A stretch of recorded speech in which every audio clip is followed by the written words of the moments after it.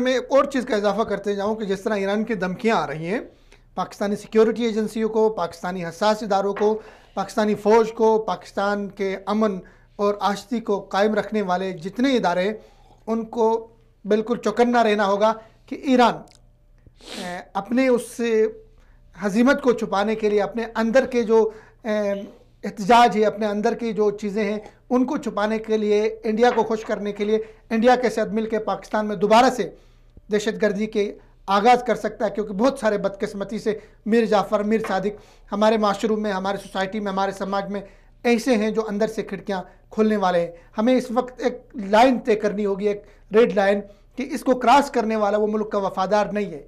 हमें अपना मुल्क का मफाद अजीज़ होना चाहिए हर मुल्क से पहले। हमें अपना मुल्क का मफाद अजीज़ होना चाहिए हर हमसाये से पहले।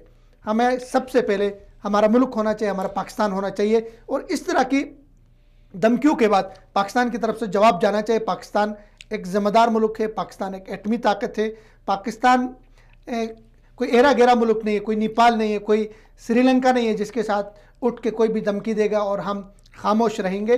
पाकिस्तान की कौम पाकिस्तानी इदारों के साथ खड़ी है, पाकिस्तान की फ़ौज के साथ खड़ी है। पाकिस्तान किसी भी इस तरह के गीदड़ बपक्यू के से डरने वाला नहीं है। पाकिस्तान किसी के धमकी में आके खौफ में मुब्तला होने वाला नहीं है। हमें पाकिस्तान का अमन, पाकिस्तान की आश्ती, पाकिस्तान का मफाद सबसे ज़्यादा अजीज़ है। और हम जानते हैं, हम समझते हैं कि कुछ ममालिक को पाकिस्तान में वली अहद के आने से, कुछ ममालिक को पाकिस्तान में सरमायाकारी से, कुछ ममालिक को पाकिस्तान के आगे बढ़ने से, पाकिस्तान के तरक्की की तरफ बढ़ते हुए सफ़र से सख्त तकलीफ़ है, सख्त अजियत है। वो हसद में मुब्तला है, वो जलन में मुब्तला है। वो पाकिस्तान को एक नाकाम और फेल स्टेट बनाने की भरपूर कोशिश कर रहे हैं। इंशाल्लाह वो अपने अज़ाइम में नाकाम होंगे।